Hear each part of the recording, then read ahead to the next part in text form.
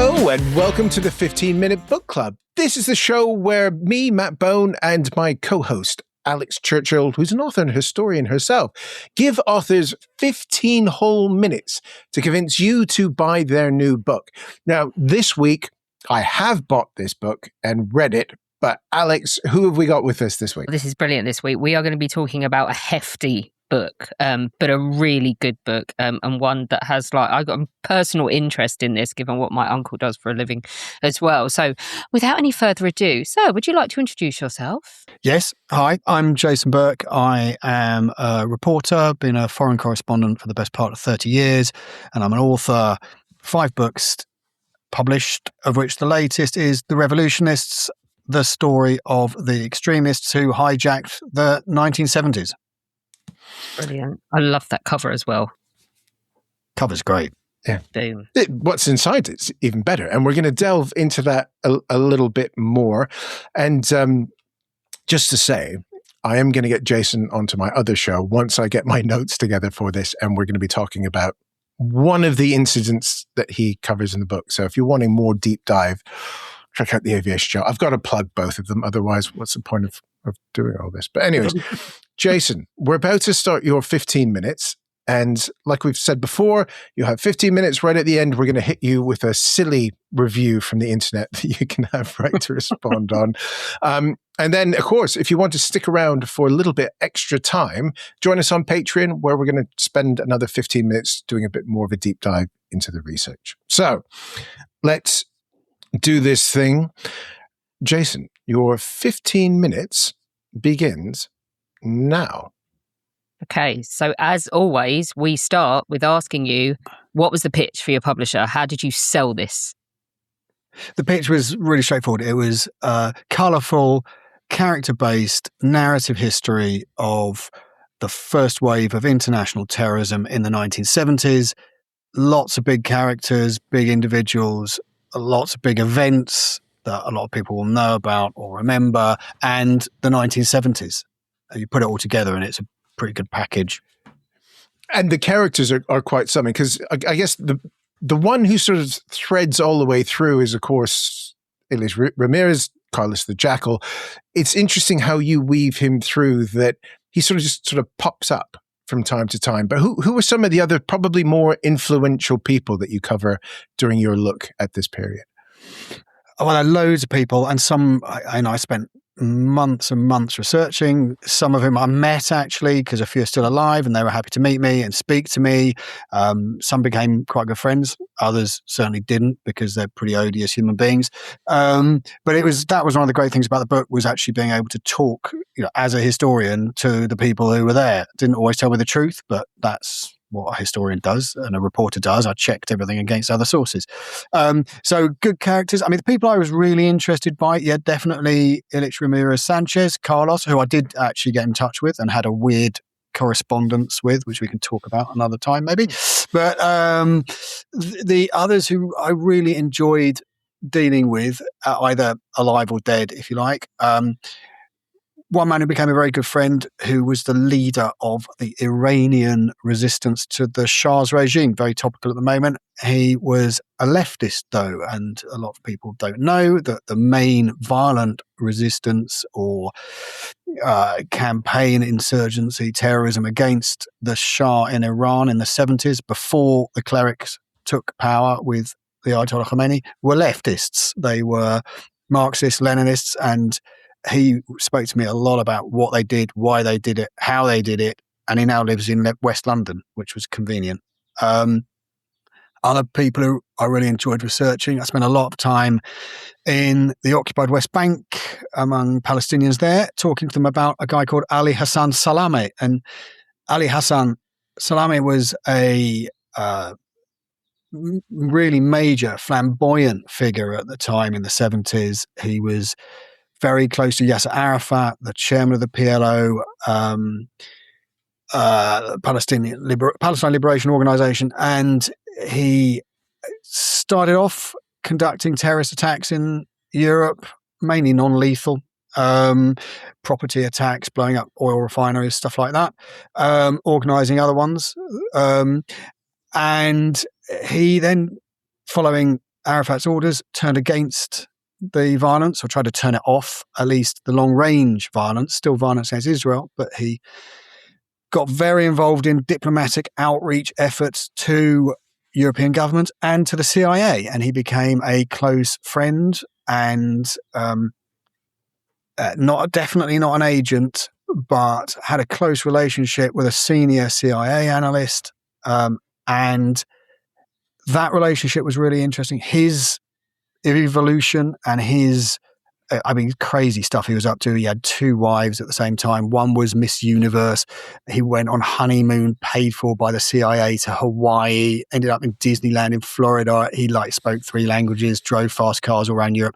It was absolutely mad what he was doing. And he was killed by Mossad in 1979. So he was a really interesting guy to get in do the research with him. I spoke to people who knew him, who'd been with him, who told me lots of stuff we didn't know about him.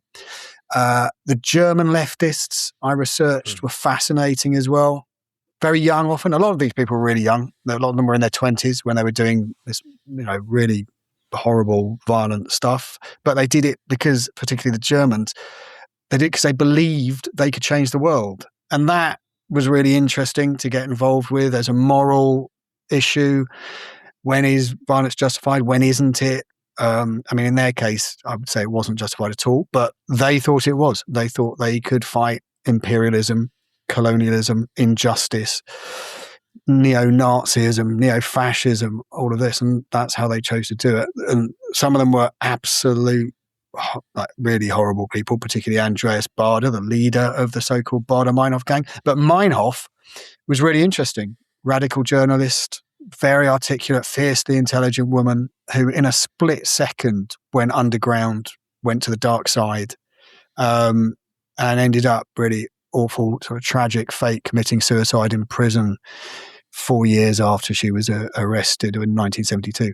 So, all the characters, I could go on, but they were really interesting people. If you're interested in kind of people and what makes people turn to violence, which I am, they were fascinating subjects. I think as well for readers or listeners that don't know the kind of the beats of the narrative, we're talking about kind of the very late 60s to the beginning of the 1980s, aren't we?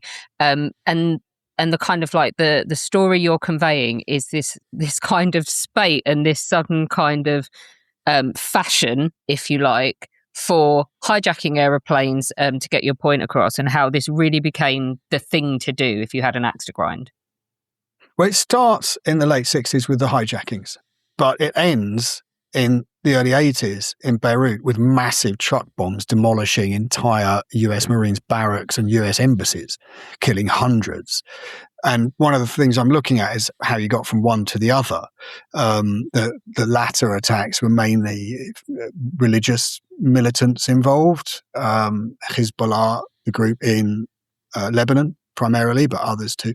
And at the beginning of the decade, it was mainly kind of left-leaning nationalist and secular groups who were doing, as you say, attacks that were, in relative terms, pretty benign, in that very few people were actually hurt. Some were, and there were some very murderous incidents. But on the whole, the aim was to have, as a commentator then put it, a lot of people watching and not a lot of people dead. Certainly not suicide attacks, and certainly not mass casualty attacks. So how that changed over the period I'm looking at is really interesting.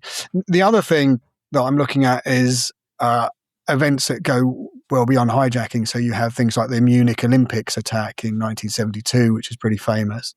There are a lot of hijackings, a lot of planes being taken down. And I'm also looking at how governments and states responded, particularly the Israelis actually, but I look at others too.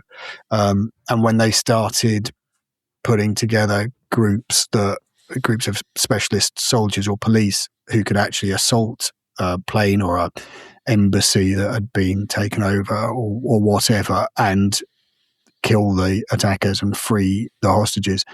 And that happens through the period. Although I've got to say the counter-terrorist stuff doesn't interest me half as much as the terrorism and the politics around that does. Why was hijacking airliners the then target, the go-to for them? Why did they pick on aircraft at the time? For a variety of reasons. I mean, there had been aircraft hijackings previously, lots in the US actually, but they hadn't really been these kind of highly politicized acts. They had been either criminal or for weird personal agendas, or in the US to get to Cuba. There were lots of leftists and others, sympathizers, who needed to get out of the US and they wanted to get to Cuba. And it got to the point where there were jokes made by kind of Bob Hope or similar comedians at the time about how, you got on your plane and the cabin staff would ask you, whether you wanted a strawberry daiquiri or a banana daiquiri or something, because that's what you were going to get when you got to Cuba. So, I mean, it was like a real thing. And there was even an incident where an Italian American hijacked a plane and got it all the way to Rome. And they made a film of him. He was a hero when he got to Rome. And so it was a very different thing in the 60s. And what happened in the late 60s was that particularly Palestinian groups recognized that this was a way of putting their grievances in front of a global audience. And you have this moment where three things happen, four things if you include that there's the now motivated groups who are looking to do that and who are looking at aircraft. One is that you've got this massive expansion of aircraft globally in terms of travel and so forth, much cheaper, much more moving. They haven't got any security on them yet. I mean, some of the airports are like train stations, basically. You can just walk onto a plane, and anywhere else it's cursory.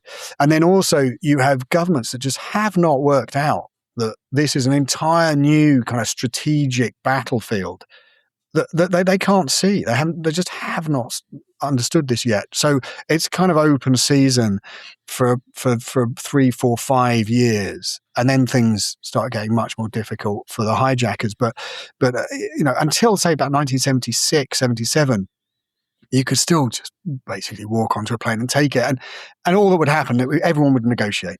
They had no choice. I mean, so again and again, you have prisoner releases, you have, discussions between governments and hijackers over what they're going to give up and all the rest of it. And then it all ends more or less peacefully. It's unpleasant, but it's not lethal.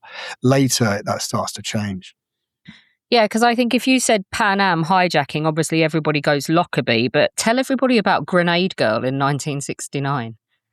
Yeah, well, Lockerbie wasn't a hijacking; they just blew it out of the sky, which is exactly my point. I mean, there was an incident in the late 60s where a plane was blown out of the sky by in a Swiss plane, actually, I think, and 30, 40 people were killed. That was possibly a mistake, and it was also by a minor group, Palestinian group, that wasn't kind of representative of the whole. So Grenade Girl was Leila Khaled, who I spoke to at length. She was 26 at the time. She's now in her 80s and lives in Jordan. And she became a real celebrity when she successfully hijacked one plane from Rome and flew it to Damascus eventually, forced it to fly to Damascus, a US plane. And then in September 1970, she and an accomplice, an American Nicaraguan called Patrick Arguello, tried to take over a El Al plane, so Israeli plane, flying from Schiphol, Amsterdam, to East Coast US. It went wrong. The Israelis had air marshals on the plane. Arguello was shot, fatally wounded. Leila Khaled was overpowered and ended up in West Ealing police station, where she stayed, never charged, because the only thing they could find to charge her, and this speaks to the lack of kind of security and law and how the governments didn't understand what's going on. The only thing they could charge her with was immigration offences, because they tried to take over this plane, and the El Al plane had put down at Heathrow because it was the nearest airport, and she didn't have a visa. So, and then she was released. They did a deal. So, and Leila Khaled became a real icon of the period. She was young. She was beautiful. She spoke perfect English. She was highly articulate, super committed.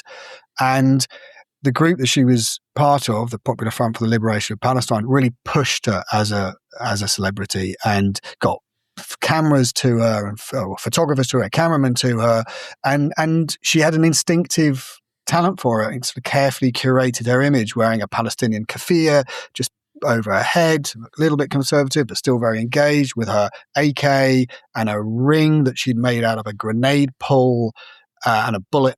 And, she was brilliant. And she was interviewed by the New York Times and, and she gave out sweets as well. Yeah, when the first hijacking, she ended in Damascus, and she handed out sweets to her, sweets and kind of political lectures to the passengers who were distinctly unamused, and she thought this was a bit unfair. Right, Alex, off you go. Right, I'm going to read it with this person's own punctuation. My days, it's a slog to read. I feel bad because the majority of the book is well-researched, maybe overly so. It does also carry a narrative of bias ideology from the author you'd sort of hope would not be in a book like this. So I think what this person's whining about is you were mean about the terrorists. Well, it could be. They could be whining about I'm going to be mean about the victims or anybody else. Listen, I'm writing about terrorism. I'm writing about the Middle East. I'm writing about Israel, Palestine. I'm writing about people killing people. I'm writing about characters who have been massively glamorized, or the opposite, by Hollywood, meaning that everybody has their own preconception about it. All of these things provoke really strong opinions. And if someone doesn't thinks I'm ideologically biased, then fine, they will do. I mean, lots of people think that. I don't. I am, obviously. I've got my views, but I try to be as honest as I can. As for long, yeah, of course it's long. It's fantastic. It's a really long, big book. Lots of details, rest of it. Is it badly written? I don't know. The reviewers don't seem to think so, and I don't think so. So there's not a single review out there saying this is a bad book. No, everybody says rather the opposite. But I mean, deeply researched. Yeah, I'll take that. That's Time's true. Up. I have no idea whether it was 15 minutes. We'll blame Alex for putting herself on mute. That's the cat. She obviously hit the It's not. Bar. It's the people installing building work upstairs. So if you want to listen to that all the way through the episode, go for it. Super. That was a lot of fun. We've got so many more questions. I definitely want to ask you a few questions about the Red Army faction and them, but we'll do that in extra time. So if you want to stick around as we talk about maybe Carlos and the Baader-Meinhof Gang, do join us on Patreon. All the links in the description below, along with links to buy Jason's book. Jason, give us the readout of the title one more time as I hold it up. Sure. It's The Revolutionists, the story of the extremists who hijacked the 1970s. And it's great. Yes. And our bookshop.org links will be in there, so you can send more money to Jason, a little bit to us, and keep it out of the billionaires' pockets. So until next time, thank you so much for joining us on the 15-Minute Book Club. And if you're on Patreon, we'll see you in a second.